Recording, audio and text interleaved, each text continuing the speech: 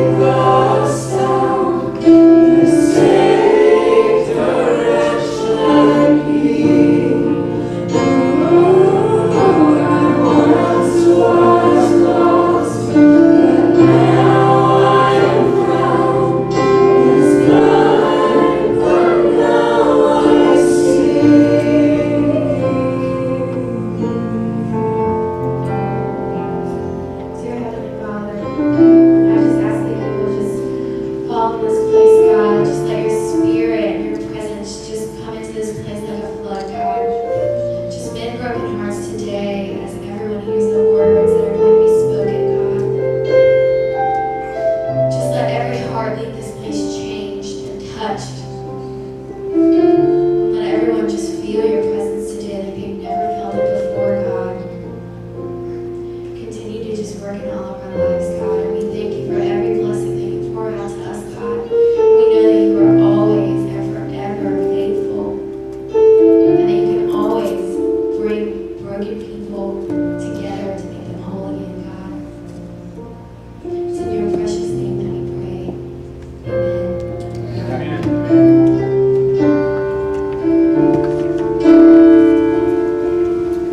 Good morning. How are you this morning? All right. Our ushers are going to come forward to serve you this morning and receive your tithes and offerings. And we got something a little special today. Pastor Jim and Miss Wendy and oldest Lucas boy, Jay, his name is? I had to do that too, because he's usually from the city. They are out in Missouri. They're actually going and visiting the college that Jay will be attending this coming fall. He's going to be interning with a large church out there and then studying being a worship leader. Big change from a year ago when I met him, he was going to be a doctor. So God will switch things sometimes real quick. But they're going to come forward and you're going to get a little bit of a taste today of what's been going on over here with the Dominion Taker Student Ministry. One of our seniors will be sharing her testimony today. So it's going to be a powerful, powerful message with it. So, Mr. Will, would you pray for our offering? Sure. Father, we thank you, Lord, for this beautiful day. Thank you for all your blessings. You're such a good God. We do ask you to keep your hand upon our pastors and family, bring them back to us. We ask you to bless Jay while he's there. Lord, I ask you in the morning will be up on this service. Let your Holy Spirit lead there. Lord, let lives be changed. I ask you to bless us all. Lord, that it'll help build your kingdom, not mine. We give you glory and honor, because you are the soon coming King. In Jesus' name.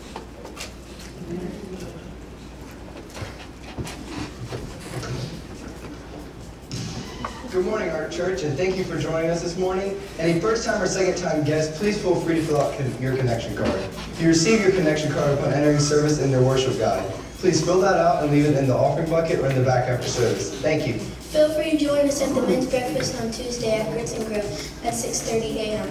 You can bring the children too. Come out this Tuesday for our midweek prayer service, which will be going on at 7 o'clock in our sanctuary, and bring the whole rest of your family, children, middle schoolers, high schoolers, because we're going to have our Splash Children's Ministry and our Dominion Takers Student Ministry going on in our Family Life Center, where I am right now, going on at 7 o'clock too. All right, our church, this May 22nd, we are going to be having our Baptismal Sunday. So if you guys are interested in getting baptized, please contact our church office. And we just hope that you won't miss this amazing and powerful Sunday where we watch people take the next step in their relationship with Christ. All youth, June 23rd, that will be our Forward Conference. It's a great time to just hear amazing speakers and just worship and have a great time of coming together and having some fun. The sign-up date is coming up closer, so if you're interested in going, please contact Joel or Bethany Overton or come see us on Tuesday. Don't forget, every Friday is our skate night. It's a great ministry to just minister to the kids that are showing up every Friday. If you're interested in joining a team or helping out, please contact Joel Overton or contact our church office. Thank you, our church, and thank you for spending your Sunday service here with us. This is a very exciting Sunday. You'll be getting a taste of what is growing out of our Dominion Takers Youth Ministry. And you'll be hearing a very special testimony that will be told by one of our own leaders. Again, thanks for coming, and see you Tuesday. Can we give them a little bit of a hand? We were talking earlier, they've been doing it a lot, and they give a lot of time to do it. It's not that, they have way too much fun doing it. So don't give them too much of a hand. But I wanted to share a little bit before Megan comes up. About a year and a half ago, stumbled into church here, and got allowed the opportunity to start working with the student ministry that we had there. There was just a couple kids. It wasn't something that I ever pursued. It wasn't ever something I ever thought that I would be doing. But I'll tell you, when you let go of your plan and let God do His plan, it's a whole lot better. And He'll move amazingly, and it's so quickly how He'll do it. One of the things that happens, I met my awesome wife Bethany, who was doing the middle school, a separate middle school ministry at that time. But you'll hear every now and then, how much it's grown, how much is happening. And it has grown, but we from the very beginning have always prayed, God, don't just let it be another youth ministry. We see a lot of kids where we're in the schools, where we're at the games, we're at all these things. And there's a lot of kids, frankly, there's a lot of adults that we say we're Christians, but we don't reflect Christ. And our concern from the beginning was, Lord, don't let this just be another youth group. Don't let this just be another thing they come to, have fun, leave out of here, and doing whatever when they leave. And it's been amazing. We had a gentleman that came to the ribbon cutting last year. His name was Philip Witt. And he spoke something from God over us and over the ministry, that it would be something new. That God was doing something new. And it would be like something never before, and it would be something that would change the Outer Banks. And that we needed to be even cautious and protect what was going on with that. Just like we talked, what is the fruit that's coming out of it? And he said we would be dominion takers. We would be people that went and they took back dominion for the Lord. They took back people. They took back places. And I can stand up here now and say it's coming to pass.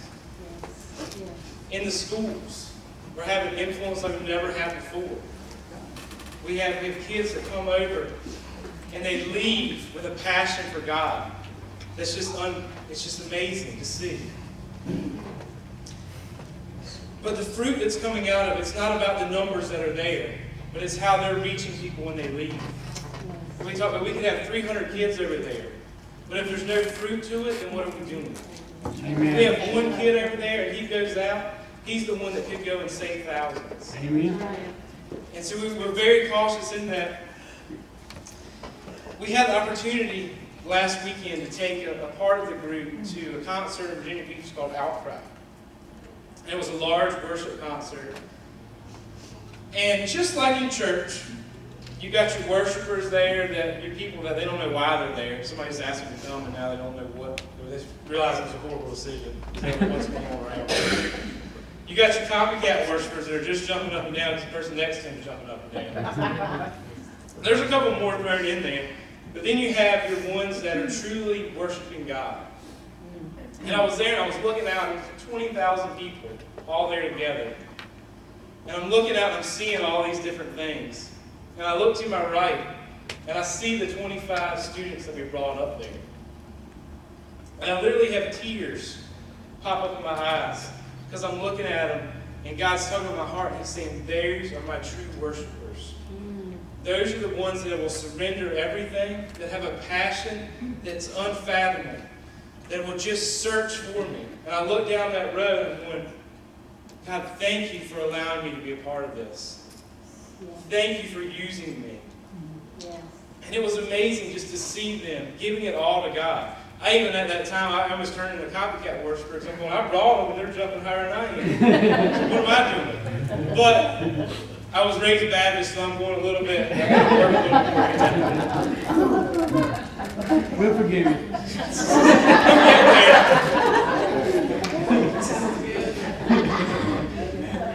I want to share something with y'all before Megan comes up, though. And to know that it's only the beginning. We have some kids that are seniors this year and they're leaving. They're going to that next step. We have a Jay that's going out to worship. We have Megan that's going out to Liberty potentially to be a worship leader. And how God's using them, but this is just the first step of what He's doing with them. In 1 Timothy 4:12 it says, don't let anyone look down on you because you are young, but set an example for the believers in speech, in conduct, in love, in faith, and in purity. That wasn't put in the Bible without there being people that had that attitude. that had people that would look down on them. I know that's a thing. But I just want to tell you and to speak, don't look down. Realize the power and the passion that are in these students. You know, some may say, you know, they're young. What can they speak into my life? I've been through so much more than they have. You know, there's not even a comparison. I'll let you know it's not them speaking into your life, but it's God speaking into your life through them. Amen. Come on. And we had, Pastor Jim asked me last week about speaking this Sunday. First I said, sure, it was fine, it was great, wanted to. And then you got this little, the kids know better than to say around me, I'm not comfortable doing that. Because I always use, if you're comfortable in something, then it's time to take the next step. If you're comfortable in where God has you in that faith, it's time to take the next step. So in that, I had that little moment of, I don't know, and God brought that back. Isn't it bad when He uses things you speak in other people's life against you? But to see Megan, and I knew I had something prepared, but I knew that I was missing something. And I couldn't quite put my finger on what it was. I was praying, I was reading, I was wondering, God, I don't know what I'm missing. And Tuesday night, Megan had asked a couple weeks ago if she could speak on Tuesday night, which is when we have our student ministry service. Of course, I said yes, and I knew she'd been going through some things that we'd kind of been working with her, and we knew what she needed to do. She knew what she needed to do. Anybody around her knew what she needed to do, but it was taking that step of doing it. But I sat there in that service. Once again, tears rolling up my eyes. I'm not a crybaby. I get emotional when I see God working through them. And I'm sitting there and I'm going, this is what I was missing. This is what you wanted to speak this Sunday. And I jokingly said to Megan when I walked out, I said, you want to preach Sunday? And she kind of looked at me and she said, God on the way down here told me to be prepared to preach on Sunday. I thought he was just joking. So he ain't joking. But to see Megan, I'll get her come up here now. She came to us, I guess it was last July, is that what it was determined? Yeah. Last July.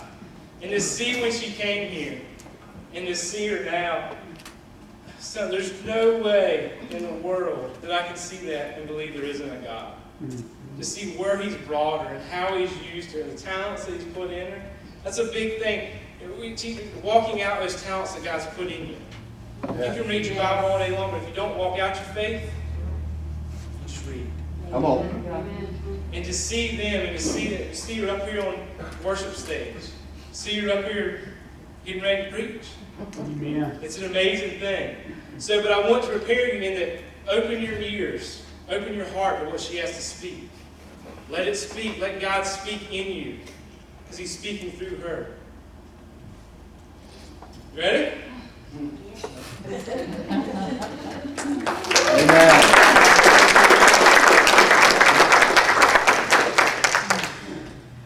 Hi. So, I'm Megan. If you guys have just referred to me as the curly-haired blonde girl on the worship team, my name is Megan. And I'm just gonna jump right in here. So, Joel and Bethany have frequently said, we only see one piece, but God sees the whole picture. And I found that in my life totally true, because when we encounter a season, we don't understand it 99% of the time. And because of that, we just don't really want to walk through it, and we get kind of defeated and deflated.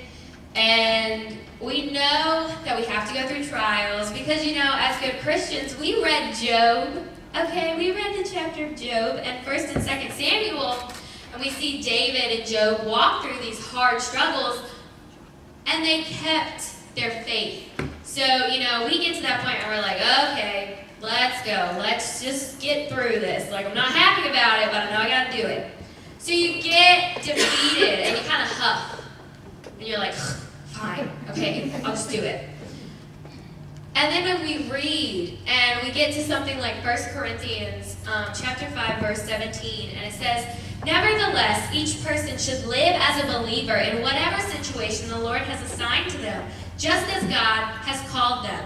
This is the rule I lay down in all the churches. So when Paul writes that, Paul knows the struggles, And so we read that kind of stuff and we're like, okay, I'm going to go through this trial and it's going to be okay. But we don't live as a believer.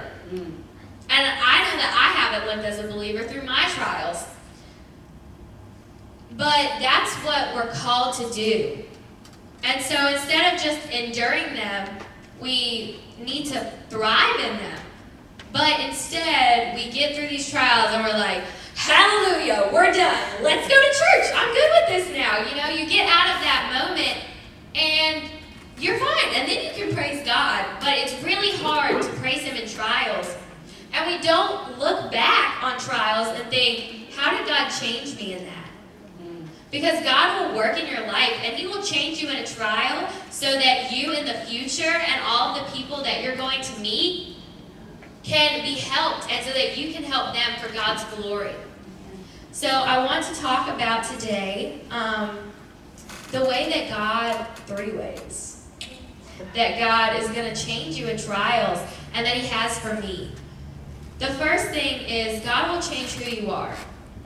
So the reason that I know what I'm speaking about, I knew what God had placed on my heart, and I was like, I don't understand how this is supposed to work. I didn't know what I was supposed to speak.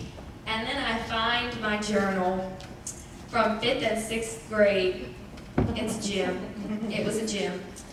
And I'm reading through it, and I'm like, ooh, this was a good time in my life. Just kidding, this was like not a good time in my life. But I read through it. And I go through it and I just read these things and I'm reading them and I'm just like, how did I write that? I wrote that a girl that I was friends with at this point, I wrote, ha, exclamation point, exclamation point.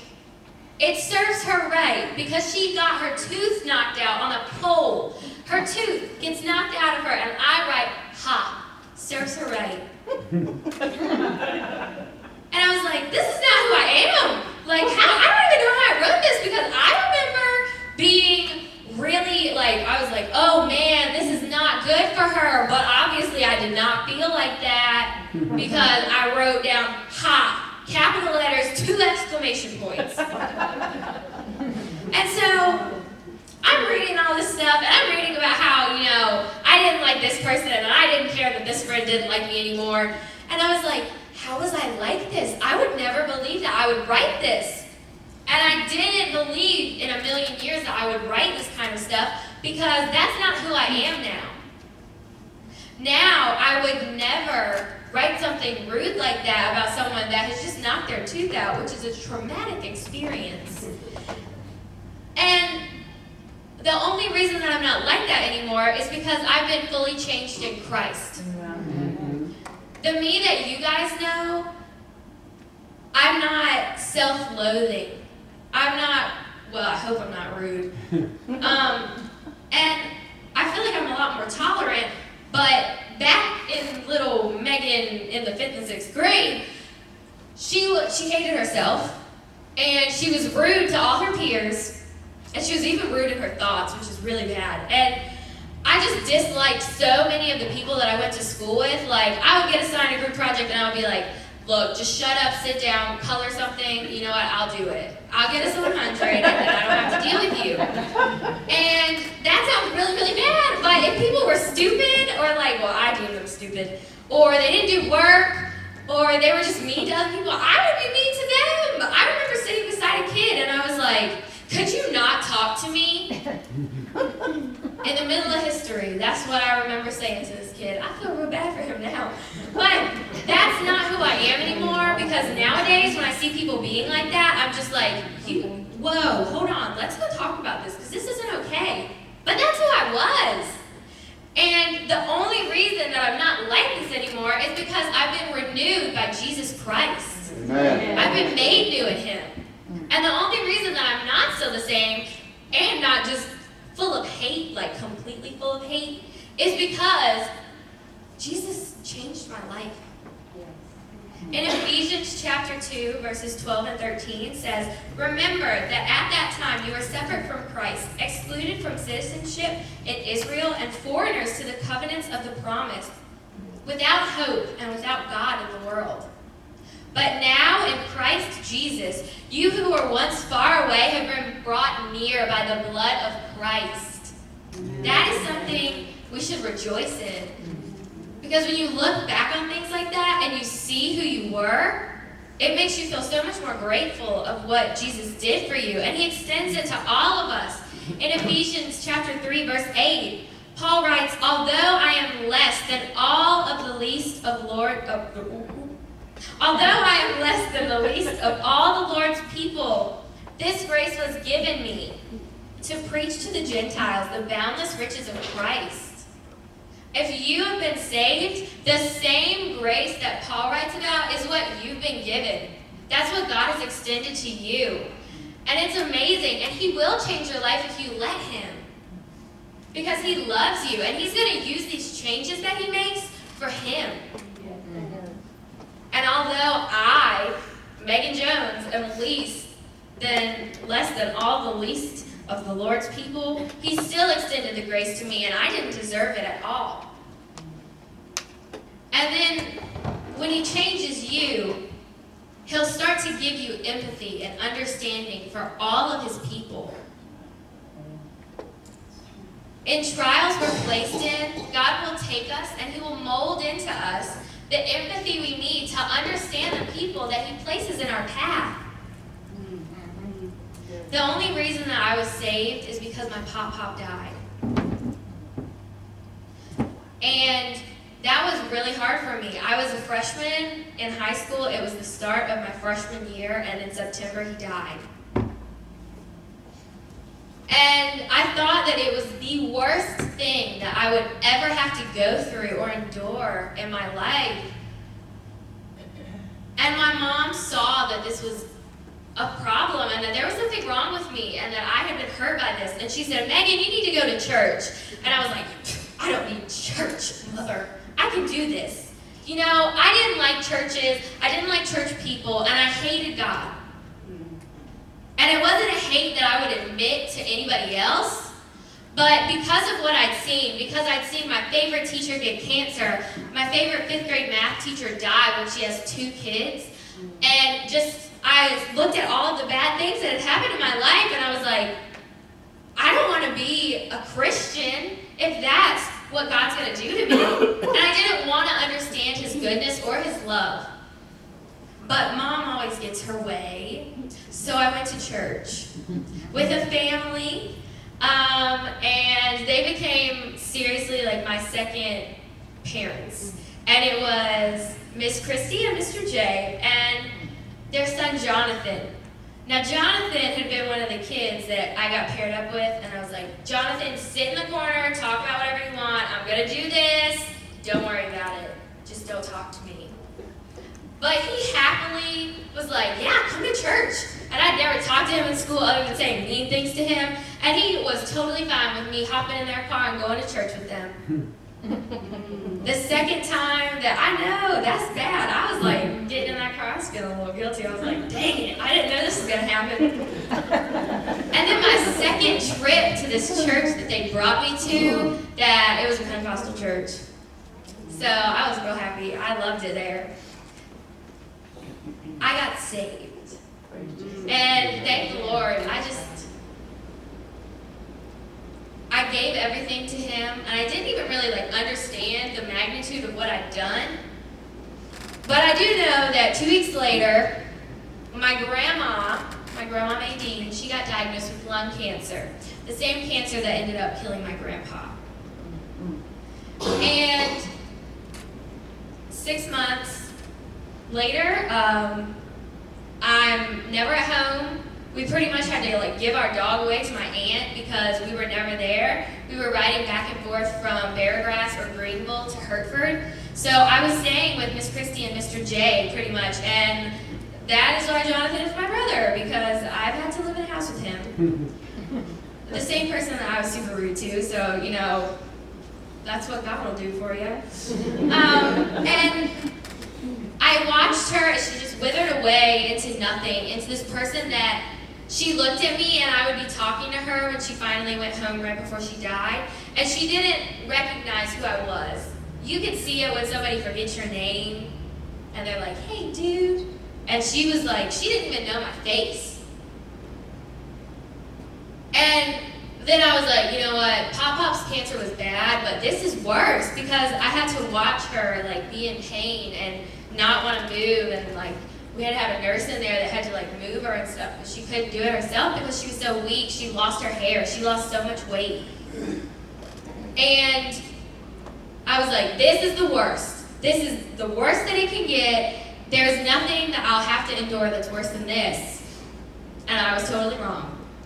Because my best friend had to watch and live with her grandma as she went through the same thing. Kayla's grandma had already been in a wreck, so she was kind of fuzzy on her memory sometimes, and I knew how hard that was for Kayla. And it was like, I watched her, and I watched her struggle as she kept going through this. And so because I had just become, I would think I was a Christian for a year then, and so I would just pray, and I would be like, God, just let her find solace in Jesus. And I've said those exact words every time I've had to preach this, because this is my third time now, so I'm pretty good at it. But that is exactly what I prayed for. I was like, God, give her solace in you, because there's no other way she's going to be able to get through this and move into her grandma's house after she dies.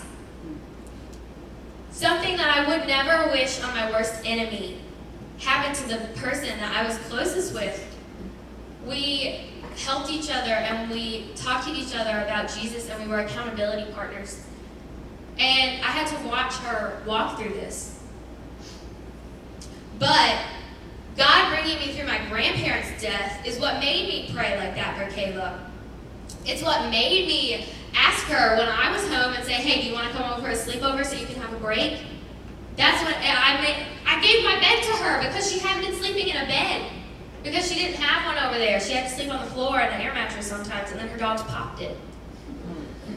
And when I watched through Pop-Pop's death, it was me and my mom.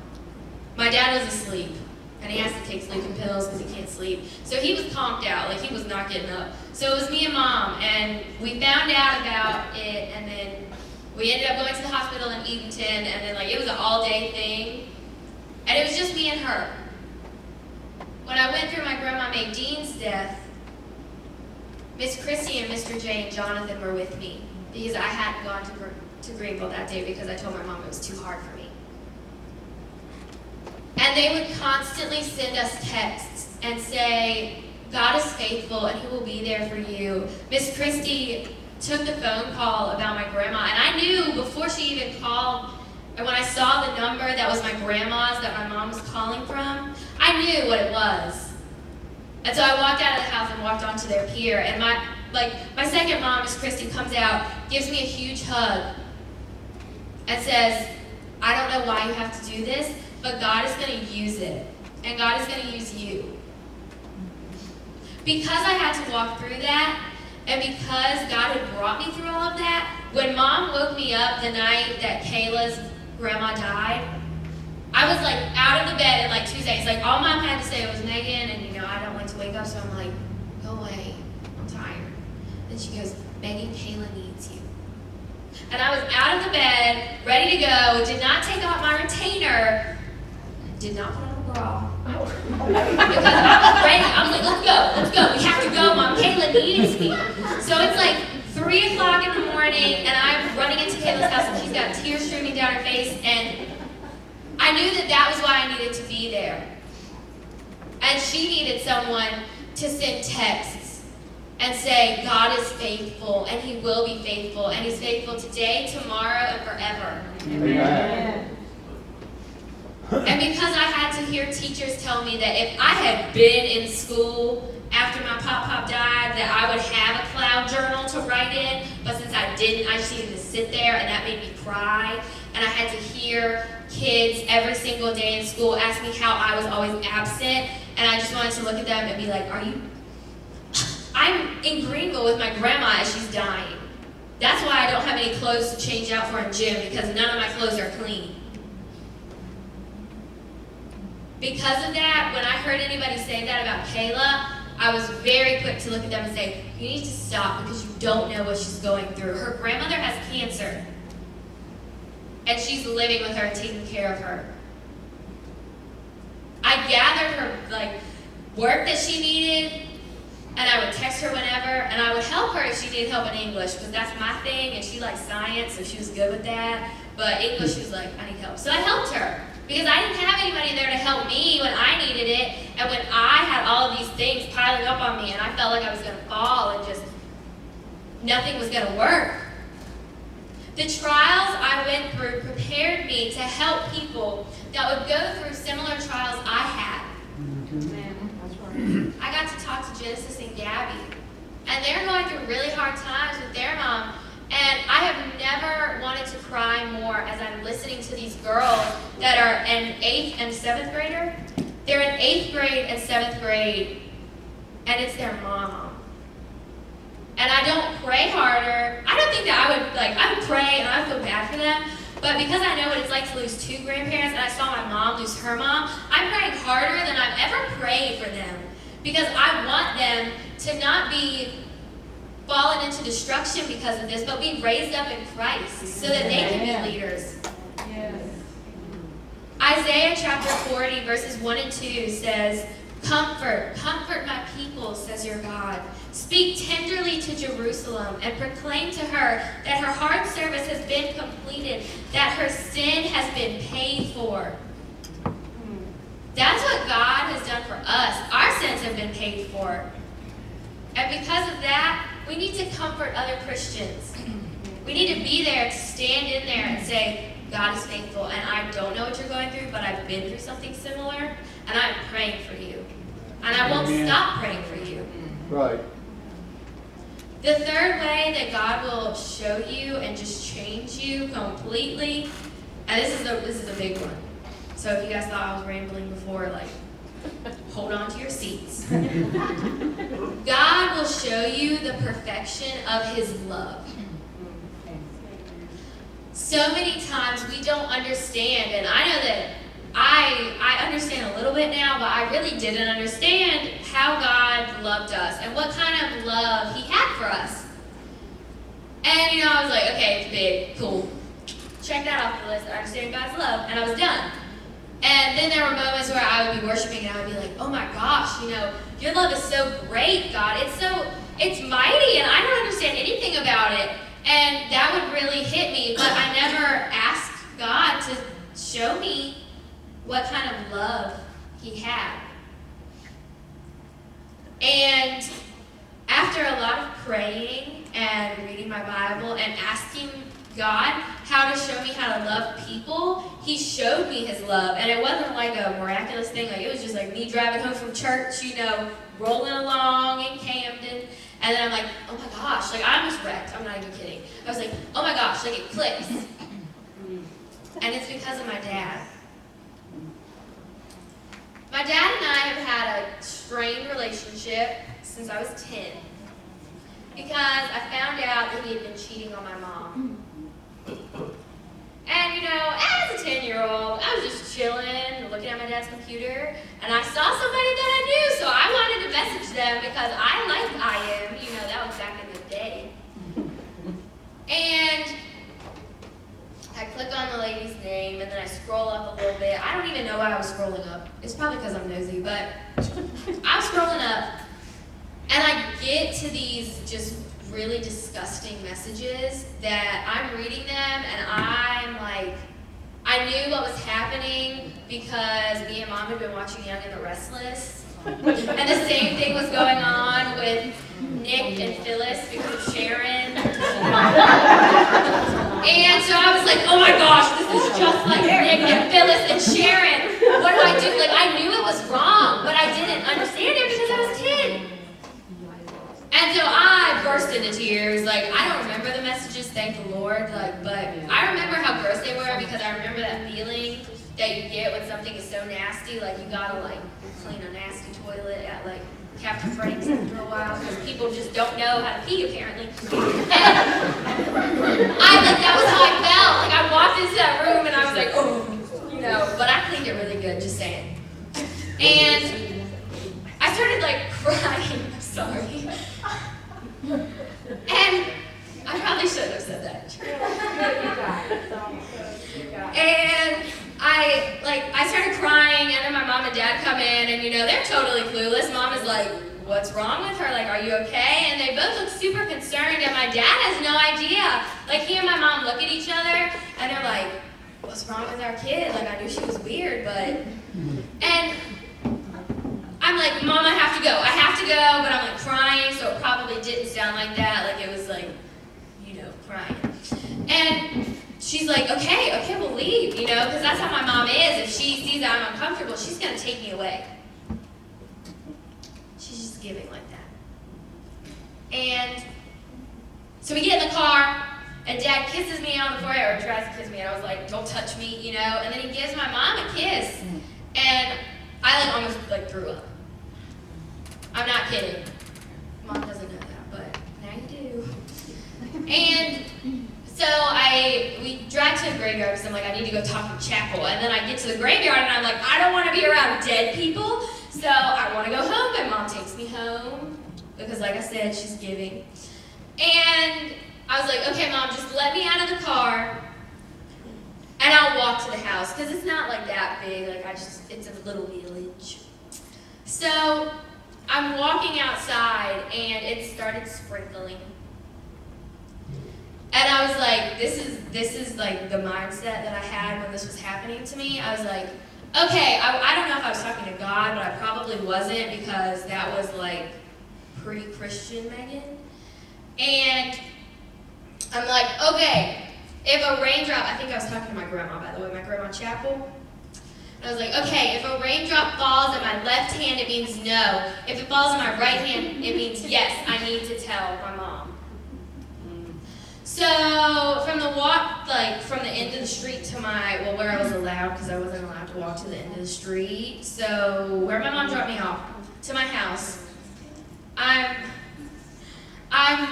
walking, and I don't know if a raindrop really fell in my right hand, like miraculously, but I do know that being that it was me, it was probably more like raindrop falls in the left hand. No, not that raindrop, a different raindrop, a different raindrop. And I probably kept doing that until it went to the right hand. So I go into the house, and I'm walking and I'm calm, you know, I'm like, I can do this, let's go. You know, and then I see my mom, and I was like, Mom, I have to tell you something. And it was like, waterworks again, hysterical, freaking out, like doing my little, like, I did this little dance like that I do when I get really like flustered and upset. And I was just sitting there and I was like, Mom, I need to tell you this, but I tried to tell her what the messages said and I was like, I can't say this, like I'm not repeating this, it's too gross. And so Mom's like, everything's gonna be okay, and I'm sorry you had to read that. When my mom is quiet, things are not okay. She's not a quiet person. But she was very calm. I was kind of weirded out a little bit because I was like, this isn't what they do on The Young and the Restless. They like break stuff. And so I was like, okay, I'm going to believe my mom because I was 10. And my mom was the only person that hadn't hurt me at this point. So we have dinner, make dinner like usual. Sat down, ate a couple bites, looked at my mom, because my dad had gotten home, you know, we're all eating as a family. And I was like, Mom, can I be excused? And my dad says, Megan, you haven't eaten anything. And I completely ignored him. Like Stonewall, that was me. And that was how it was for about the next 8 years. But I looked at my mom, and she said, you can go to the couch. So I went on the couch, snuggled down in the, you know, up with the side of it. So I was like this. So I could have like this wall between us, and I didn't have to look, but I could hear. And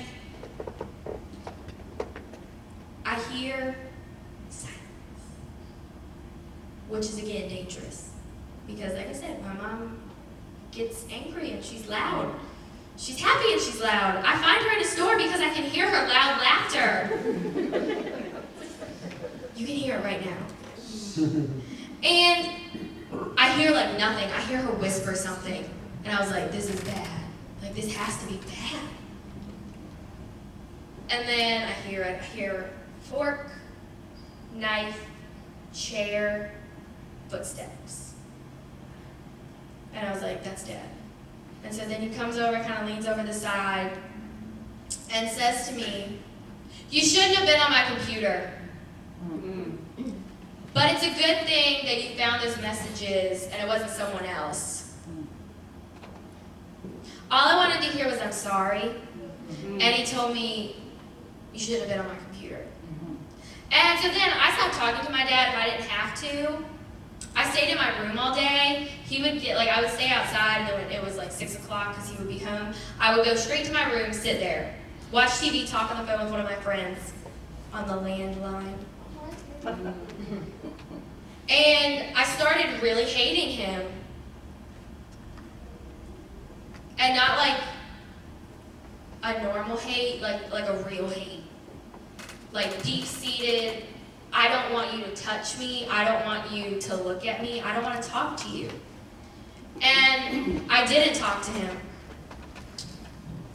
And then, like 3 or 4 weeks ago, I really still did hate him.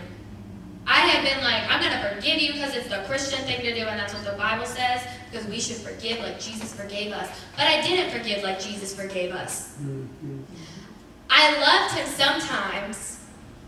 But there was this little part of me that still hated him and was still like, I'm not going to love you like I should because you broke up my family. You chose someone over me and my mom. You hurt my mom and you don't mess with my mom. And I held it over him that he did all this, that he walked out and finally walked out after 5 years when my mom's mom was dying. And she had nobody else. And he made me step up and do that. And I felt like that wasn't fair either. And I didn't know that I missed him. I thought that this was okay. And I thought that that was fine because, like God, I forgave him and stuff. But can you blame me for holding this against him? And I thought that that was fine and that that was a sound thing to do, even in my Christian walk. And I didn't know what I was missing because most of my friends, their dad wasn't really around when I was with them. So I didn't have to like see any of that. And then we go to Nicaragua in January. And I'm looking around and there's like 4 girls and none of my parents went with me because like the way that it worked out, I went alone. But I had a bunch of people with me, so I was fine. And I'm sitting there and I'll stop. And I would look around and I would see the way that Mr. Jr. and Austin interacted and how they could just laugh about anything and they had an amazing time. And I saw how Mr. Donald loved David and Spencer. And I had already seen how Pastor Jim treats all of his kids, how he is with Jay and Cody and Judah and Gunnar and Jordan. And it hits me and I'm like, I want that. I wanted a dad, but I didn't know it until I looked around and I was in these situations where people had a real, like not like a you know, father figure like Mr. J is to me, but like a real dad, one that lived with you and one that loves you and one that would pray with you and would go to Nicaragua and have like the time of our lives even though we were working our butts off. But they would just go out and they would find joy in the fact that you were giving these kids joy because you had magic tricks that they thought were awesome, or the way that Pastor Jim was so like happy and was able to speak and watched his son lead worship at a church in Nicaragua. And I was like, I want a dad that will do that with me. I want a dad that will pray for me to love God like this, and I want him to encourage me in my love for God. But I was the one that shoved him out of my life because I didn't forgive him. So So I can sit up here and I can say this stuff that my dad did, but overall, the reason that he's not in my life is because of me, because I was bitter and I didn't want him to be in my life. And that was my fault, not his. And I knew that God could be a father to the fatherless, but I didn't understand how that was going to work, because I was like, God, I don't even know how to have a real dad. How am I supposed to have you as my father when I can't even see you? And I needed God to be there and be the dad that did know how to love me and that did know how to pray with me. Well, I'm praying to God, but you know, like I needed a dad that would be there like that, and I knew that God could do that. And as I watched everything going on in Nicaragua with all of these people and how we all got like a family, and I kind of felt like all the dads and all the older men were like pretty much taking care of me too and making sure I didn't die or get left or get mistaken for a drug smuggler. And I wanted my dad to be like that, and I felt so empty on the inside. Like there was this big piece of me missing, but I knew it was because I hadn't forgiven my dad. And so I talked to Joel and Bethany, and they are the best because I would like drown on and on and on. And like Joel said, they knew what I needed to do, but I didn't know. And I talked to Miss Wendy, and you know they would pray with me. And so I started praying. I started reading my Bible, and I would just cry, like physical tears, and then I would cry out to God and just say, God, just teach me how to love my dad, love him for me. And then one day, I'm driving down the road, shortcut in Camden, and it like hits me like a brick. Light bulb goes off, almost wreck. And I completely understood. Even though I didn't know how to love my dad, God could teach me how. But I had to forgive first. And because of this, God showed me just the tip of the iceberg that is his love for us. Because it's unending, and it's so big that it could sink the Titanic like 7 times. And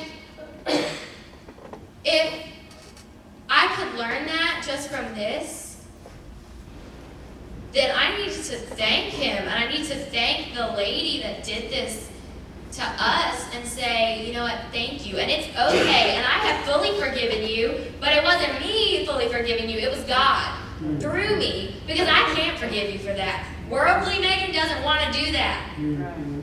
You want to hold it against them, and that's what I wanted to do.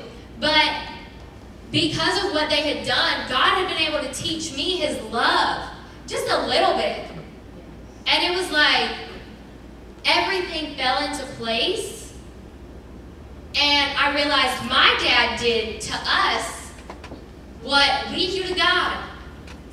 We put things in front of God. I do this all the time. I pick up a person and say, I love you, God, but really in all my actions, I'm like, this is way more important.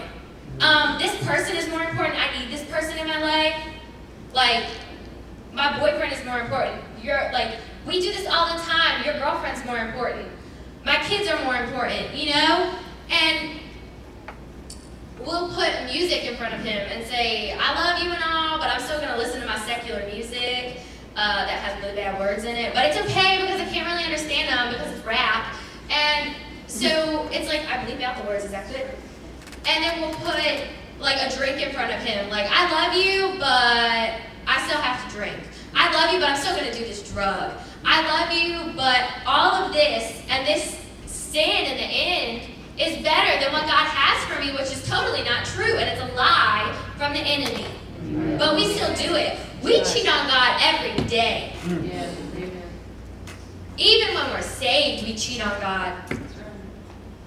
But instead of what I did with my dad and said, you put something in between me and you and said that it was better than me, I forgive you, but I still held it over his head. That's the crazy thing. When I had that issue, I held it. And I held it against my dad, and I used it to push him out of my life. But God doesn't. forever. God looks at us and he sees us as perfect, blameless, upright. And because of Jesus, that's what he sees. Because he loves us that much. Jesus loved us so much, he would hang on the cross and die for us. But we were still putting things in front of him when he did that. We can cheat on God all we want, and he's still going to be here loving us unconditionally. And that's never going to stop. And if my dad hadn't cheated on my mom, I wouldn't be able to see a little bit of the perspective that God has on his love and how he feels for us. And my trials showed me that. But before I could speak this Sunday, I needed to do what I didn't want to do. I needed to do the thing that I had been pushing my dad away with. So we went to lunch for the first time in 8 years. Other than the day that my grandma Nadine died, and he had to drive me to Greenville, we had lunch together, just me and him, and it wasn't awkward talking about the weather, because that's like, my dad is like me, and so we clash, but it was talking about real stuff. And it was awesome, and I didn't feel any hate towards him. I felt nothing but love, but it wasn't my love, it was God's love. And now all I want to do is say to him, Dad, and I know that he's watching this right now, Jesus already forgave you, and because of that, I forgive you. And I will never hold anything against him again, because that's not my place. If God doesn't do it, why should I? I held all these loads on me for so long, and I cried for so many nights when all I had to do was ask Jesus, I've already asked you into my life. All I had to do was ask him to teach me how to love. And Cody sent me this song, and he said that I needed to listen to it. And the lyrics are, take this mountain weight, take these ocean tears, hold me through the trial, come like hope again. That's what we need to ask God. When we're walking through these trials and we don't understand it, or we don't want to understand it, you need to walk through and you need to ask him to take the weight that we're bearing on ourselves, because Jesus already died for it. Amen. Even when the fight seems lost, I'll praise you. Even when it makes no sense to sing, louder than I'll sing your praise. That gives me chills. Because in every trial that we walk through, which is going to happen, because even if you're saved, you will still go through trials, because Satan is going to test you. A month after I got saved, my grandma started getting worse, and I was talking to my mom about this, and I was like, that is powerful, Mom, because I could have just stopped. I could have said, God, I hate you again. Why do you have to do this to me every single time? But I didn't, because I had people in my life to back me up. So I read the Bible instead. And I feel like when my grandma died on May 21st of 2 years ago, that Satan was like, hey, she's done. Who's next? She doesn't have a problem anymore. She's just going to walk like she wants to. She's not going to do what God tells her. And then you're going to wake up in the morning and you're going to be like, ha, I'm preaching today. So how's that for you, Satan? Because he doesn't want us to share this love.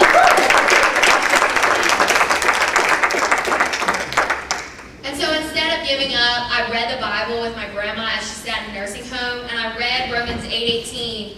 And that was the first time that the Bible had ever, I'd gotten the verse and I was like, whoa, God is so real. This is exactly what I need.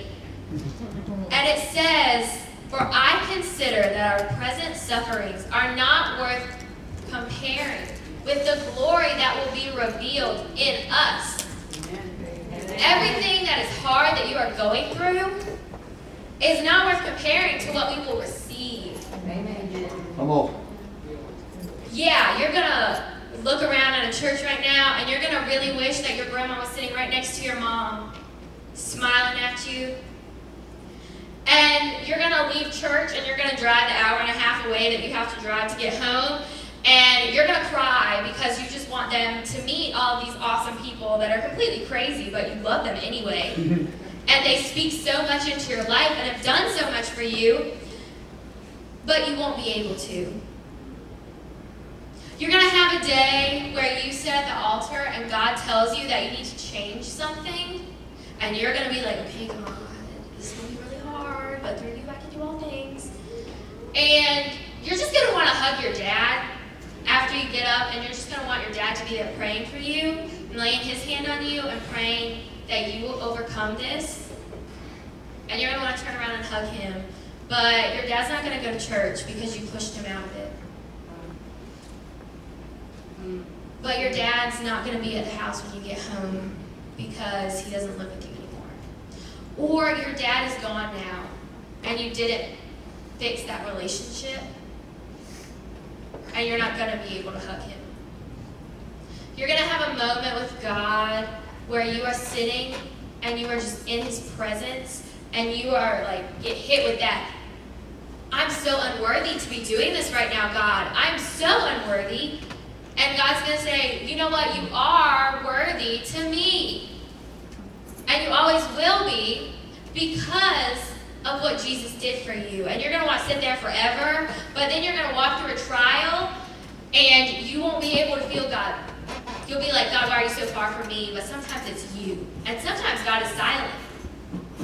But that doesn't change the fact that he's still there holding your hand and saying, let's go. We have work to do. And so when you're walking through all of those present sufferings, that's when you need to get up and you need to get on your knees and pray. Like never ever before. Pray that God will just let his anointing fall on you. Pray that his presence will always be with you and that you will be able to help people and give what he has given to you and show other people what Jesus can do for them. And you're going to get up and you're going to grab God's hand harder and you're going to say, okay, God, let's go. I will do whatever you call me to. I will walk wherever you want me to walk, without shoes if you want me to, and prickers. And when Satan thinks that your name is checked off a list of people that he has to deal with so that you won't spread the gospel, you need to go, not today, Satan, and walk. Amen. And when you do that, a few years later, probably about 4, you'll look around and you'll be speaking on a Tuesday, or you'll be preaching to the second service at our church, an hour and a half away from where you live. And your whole life will be changed because you allowed God to work in you. Amen. And because of that, God changes you. And he changes you so you can be ready where you need to be. And if you surrender it all to him and just let Jesus flood into you and surrender everything to him, then he can do that through you. And if you're already saved, then he is changing you and he loves you unconditionally and he will never hold any kind of stuff that you put before him against you. And he never ever will because Jesus already paid the price. Thank you guys so much for letting me speak.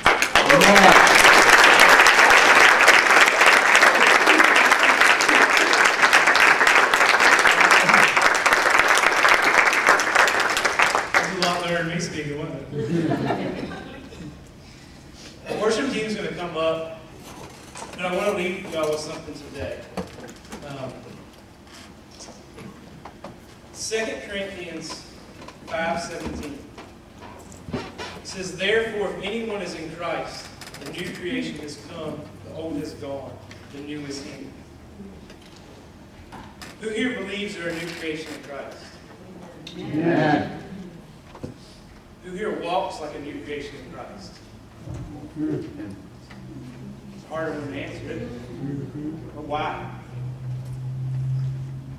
See, to be new, we have to do some walking. You can take an old car and put a new paint job on it, it's still an old car. Because it wasn't changed from the inside. You can put that persona on,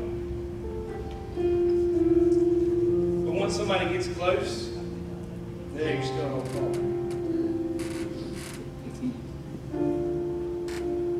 We walk as if God saved us, and we talk about His grace, how His grace abounds, and how it will save us from anything. And it does, it will. But we abuse it at the same time. And we say that I can still do what I want.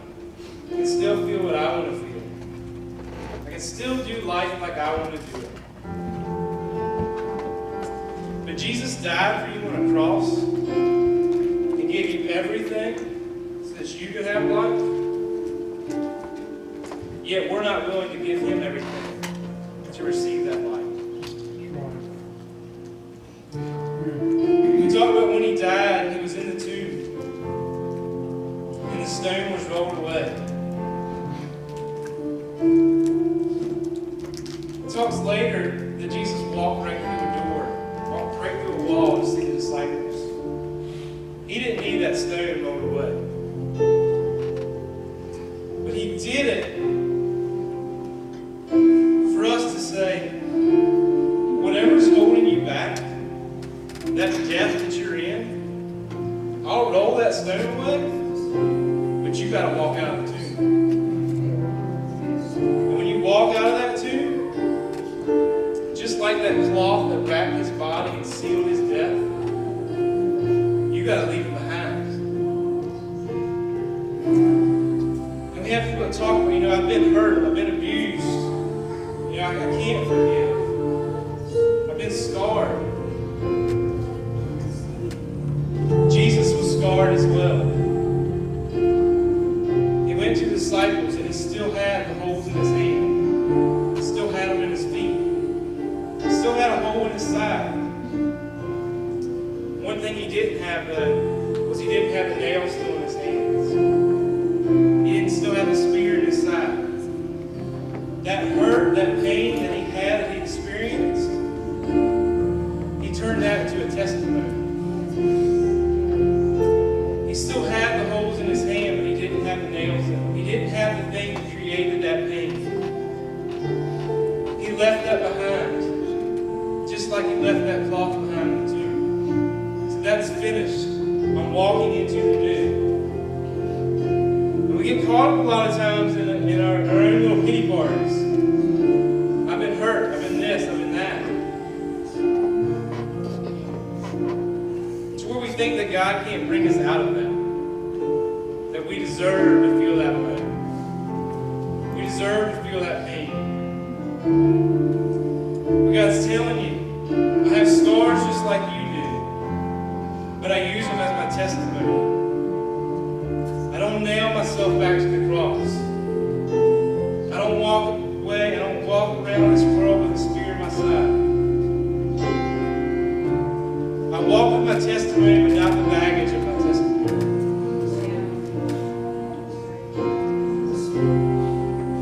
And I want you today to know that you are a new creation. God's given you that. But it requires you to walk out that new creation. It requires you to walk out of that tomb.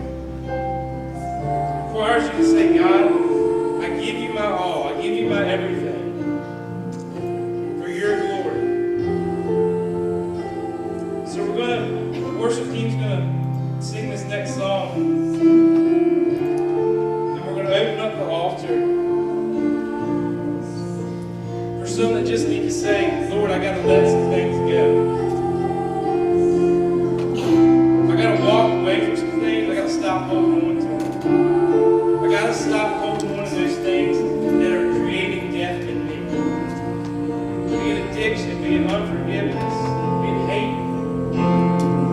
You can't walk in the newness of God and still have your foot in the tomb. You can't have one here, one here.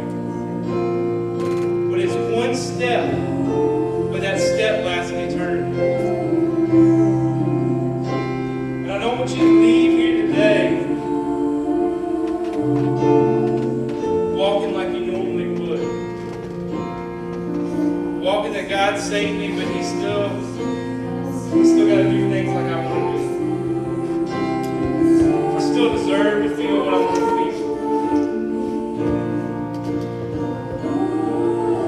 Lord, we thank you for this day. We thank you for guiding our footsteps in this place. Lord, we ask that you would give us the courage